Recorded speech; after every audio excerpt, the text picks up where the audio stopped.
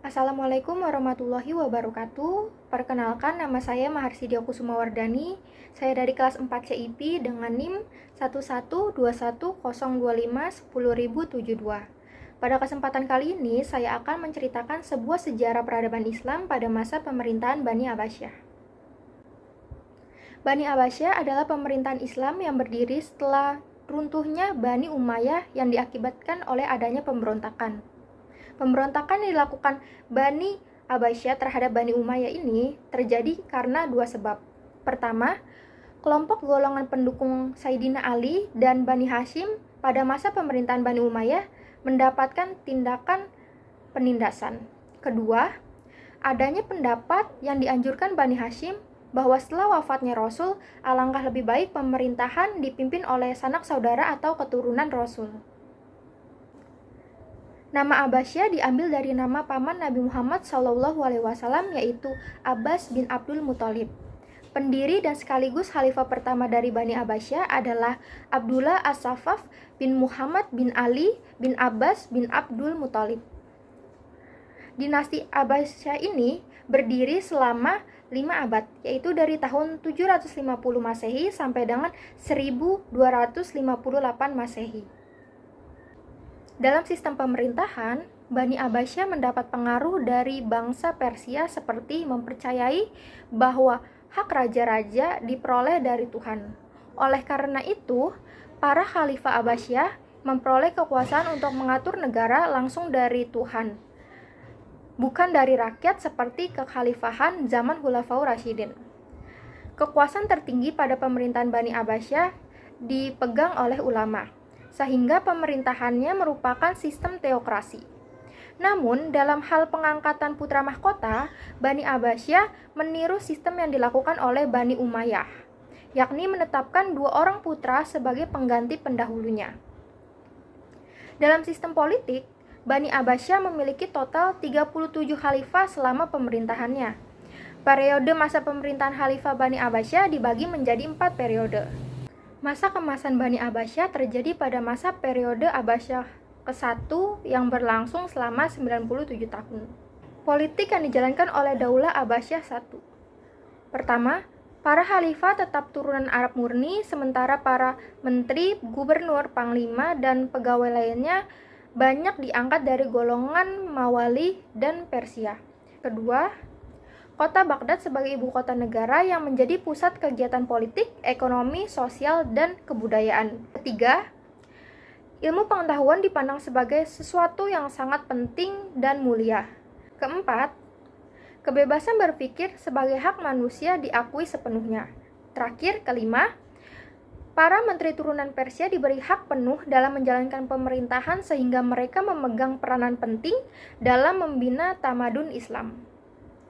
Selanjutnya, sistem politik yang dijalankan oleh Daulah Abbasiyah II, III, dan IV. Pertama, pada periode kekuasaan 3 masa ini, kekuasaan politik mulai menurun, terutama pada politik sentral, karena negara-negara atau kerajaan-kerajaan kecil sudah tidak menghiraukan pemerintahan pusat kecuali pengakuan secara politis saja. Pada masa ini juga kemiliteran sudah mulai menurun. Kedua, munculnya kerajaan-kerajaan kecil yang memutus ikatan politik antara wilayah-wilayah Islam seperti Andalusia, Afrika Utara, Mesir, Yaman, dan wilayah lainnya. Ketiga, kota Baghdad bukan satu-satunya kota internasional dan terbesar, sebab masing-masing kerajaan berlomba-lomba untuk mendirikan kota yang menyaingi Baghdad. Keempat, para khalifah berlomba-lomba memajukan ilmu pengetahuan sehingga ilmu pengetahuan lebih tinggi martabatnya dibandingkan abad sebelumnya. Masa Bani Abbasiyah adalah masa kemasan atau masa kejayaan umat Islam sebagai pusat dunia dalam berbagai aspek peradaban. Kemajuan itu hampir mencakup semua aspek kehidupan. Popularitas dari Bani Abbasiyah mencapai puncaknya pada zaman Khalifah Harun al-Rasyid dan putranya Al-Ma'mun. Perkembangan biro-biro pada pemerintahan Bani Abbasiyah. Keadaan biro-biro pemerintahan pada Daulah Bani Abbasiyah hampir sama dengan Daulah Umayyah, hanya saja pada dinasti Abbasiyah telah mengalami kemajuan-kemajuan dan perbaikan serta penyempurnaan berikut. Pertama, Amirul Umara adalah panglima besar yang diserahkan pimpinan negara. Kedua, Dewan Az-Zimani adalah dewan pengawas. Ketiga, Dewan At-Taqwi adalah dewan yang menangani surat resmi, dokumen politik, serta instruksi ketetapan khalifah. Keempat, Dewan Al-Hadas Wasi Syudha adalah dewan kepolisian. Kelima, Dewan Al-Barid adalah badan pos negara. Dan terakhir, Kiwan Khadi Kuda adalah dewan kehakiman. Selanjutnya, kemajuan pada sistem militer. Sistem militer terorganisasi dengan baik, berdisiplin tinggi, serta dilakukan pelatihan dan pengajaran secara reguler. Angkatan militer pada masa ini dibagi menjadi 3 sistem. Pertama, perang berada di bawah Dewan Al-Jun. Kedua, pasukan pengawal khalifah atau Syam adalah satu-satunya pasukan tetap yang mengepalai sekelompok pasukan. Ketiga, pasukan tetap bertugas aktif disebut Martazikah, dan pasukan sukarelawan disebut Muta'awiyah. Selanjutnya, masa kemajuan pada bidang perdagangan dan industri. Dinasti Abbasiyah mementingkan perindustrian. Para pemerintah juga menggunakan sumber kekayaan negara dari hasil tambang untuk membangun industri. Ada beberapa kota yang terkenal sebagai pusat industri. Selanjutnya, kemajuan pada bidang pertanian. Bidang pertanian maju pesat pada masa pemerintahan dinasti Abbasiyah karena pusat pemerintahannya berada di daerah dengan tanah yang sangat subur. Pertanian merupakan sumber utama pemasukan negara dan pengolahan tanah hampir sepenuhnya dilakukan oleh penduduk asli. Dalam usaha memajukan pertanian, pemerintah Abbasiyah melakukan beberapa usaha. Pertama, memperluas daerah-daerah pertanian di segenap wilayah negara. Kedua, membangun bendungan-bendungan dan menggali kanal-kanal lama, sehingga tidak ada daerah pertanian yang tidak memiliki irigasi. Pada masa Bani Abbasiyah, perkembangan ilmu sangatlah pesat. Hal ini karena faktor dari adanya ilmu pengetahuan yang sudah berkembang sejak masa Bani Umayyah. Selain itu, pada masa Bani Abbasiyah ini, banyak bermunculan ilmuwan-ilmuwan Islam yang karyanya terkenal hingga sekarang. Perkembangan ilmu bidang agama pertama itu ada ilmu tafsir. Para sahabat yang menafsirkan antara lain Ibnu Abbas, Ibnu Mas'ud, Ali bin Abi Thalib, dan Ubay bin Ka'ab, dengan menafsirkan ayat dengan hadis atau atsar atau kejadian yang mereka saksikan ketika ayat itu turun. Kemudian para tabi'in mengambil tafsir dari para sahabat tersebut dengan ditambah cerita Israiliyat. Setelah itu, para mufasir dengan cara menyebut satu ayat kemudian menerangkan tafsirnya yang diambil dari sahabat dan tabi'in. Tafsir yang termasyhur diantaranya tafsir Ibnu Jarir At-Tabari. Cara penafsiran itu ada 2. Pertama, tafsir bil matsur, yaitu memikirkan Al-Quran dengan hadis Nabi. Mufasir termasyhur pada masa Abbasiyah antara lain Ibnu Jarir At-Tabari, Ibnu Atahiyah Al-Andalusi, As-Suda yang mendasarkan penafsirannya pada Ibnu Abbas, Ibnu Mas'ud, dan para sahabat lainnya. Yang kedua itu ada tafsir bir-ra'yi, yaitu menafsirkan Al-Quran dengan mempergunakan akal. Mufasir yang termasyhur ialah Abu Bakar Asma dan Abu Muslim bin Muhammad Nasral Isfani. Kedua ada ilmu hadis. Pengumpulan dan pembukuan hadis sudah mulai sejak pemerintahan Khalifah Umar bin Abdul Aziz, salah seorang khalifah Bani Umayyah. Namun, demikian perkembangannya yang paling menonjol terjadi pada masa Daulah Abbasiyah. Sebab pada masa inilah munculnya ulama-ulama hadis yang belum ada tandingannya sampai sekarang. Di antaranya ialah Imam Bukhari dan Imam Muslim. Yang ketiga ada ilmu kalam. Kajian ilmu kalam atau teologi adalah mengenai dosa, pahala, surga, neraka, serta perdebatan mengenai ketuhanan atau tauhid. Menghasilkan suatu ilmu yaitu ilmu kalam atau teologi.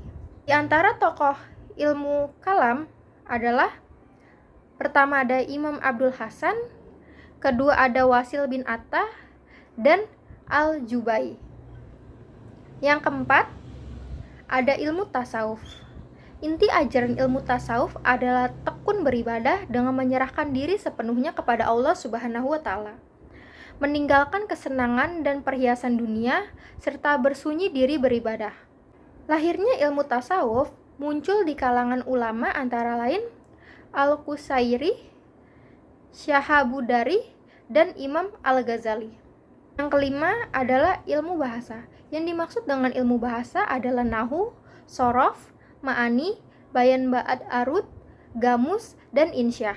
Ulama-ulama yang terkenal dalam ilmu bahasa antara lain Sibawaihi, Mu'az al-Haroh, Al-Kasai, dan Abu Usman al-Mazini. Yang keenam atau yang terakhir itu ada ilmu fikih. Pemuka ilmu fikih antara lain Imam Malik, Imam Syafi'i, Imam Hambali, dan Imam Ahmad.